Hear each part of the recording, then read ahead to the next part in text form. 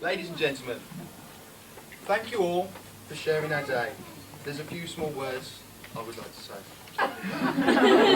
The rest of the day has run like a dream, up until this point it would seem. Now most of you know, this is the part I feared most, the part of the day with the speech and the toast.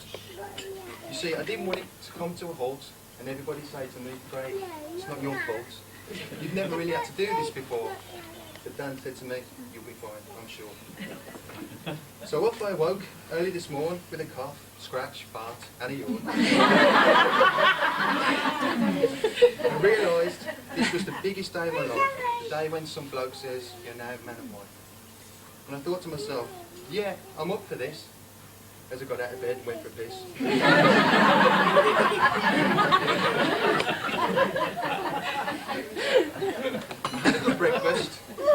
I had a good breakfast and kept it down with my mum and my dad. I'm glad they were around, keeping me calm, saying everything's fine, take it easy and take your time, pace yourself, try not to worry.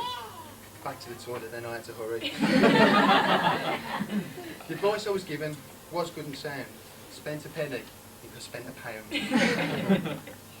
Now when John and I were out on the beer, a few words of advice he gave in my ear. These Grecian women can blow hot and cold, raging with fury, they're good as gold. They'll shout and moan, a right pain in the ass, till you do as you're told and the moment will pass. But joking aside, a few pearls of wisdom, I knew them of course, but still had to listen. Never a more devoted girl you'll discover. The price for this love, you just have to love her.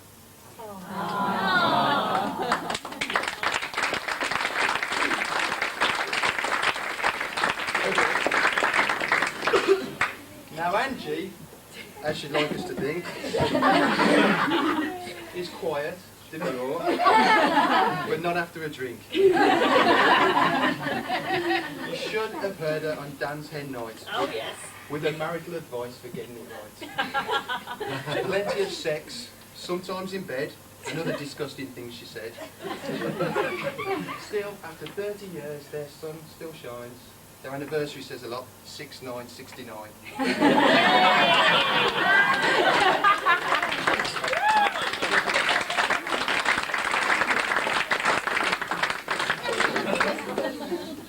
On the subject of anniversaries this time of year, we give thanks to Pete and Sue for giving us the idea. Because they got married September '98. There you go, Pete, I've reminded you, mate. They both had smiles a mile wide, their hearts filled with joy and bursting with pride. Me and Dan both said, yeah, we want some of that. Came back, had it booked, 3 weeks flat. Now you might think that an extravagant boast, but Dan, as we know, she's more efficient than most. Another person for whom we give thanks is the guy on the end cacking his pants.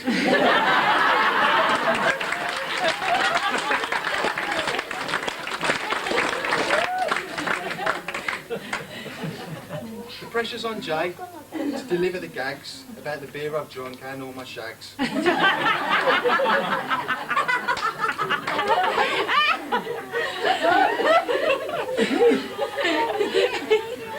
Jay was there when Dan and I met, and that fateful night when we was all wrecked. Jay just said, Mark's out of 2. I said, I'll give her 1, and 1 from you. But Jay's been there for both me and Dan, so we are proud to say that he's our best man.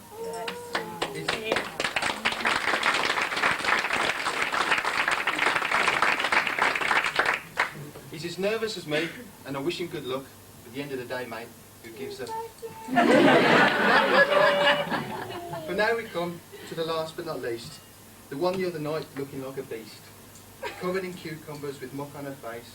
But look at her now. Beautiful, not a trace. 18 months ago, on Christmas Day, I left us speechless. Now that's hard to say. We opened our presents with Lucy and Gary, inside the last box, an invite to marry. But it's not till today when you really realise, with a lump in your throat and tears in your eyes, that the vows and the promises that we both made will keep us together, never die.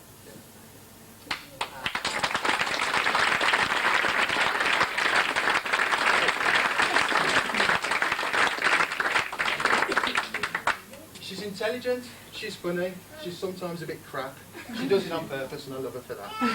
She gives me confidence, I love her to bits. She's incredibly sexy, I love her to bits.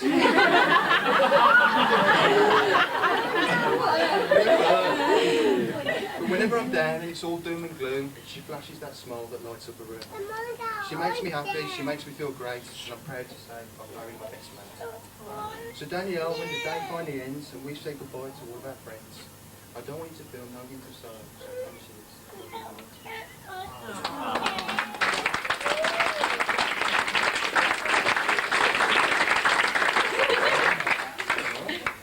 On behalf of us both, we'd just like to say thanks to you all for sharing our day. So eat, drink, and all be hearty, and all of you have a good party. Now the toast I raise for all of you is for the two lovelies dressed all in blue. So it's time for you all to get off your arse and please be upstanding and raise your glass.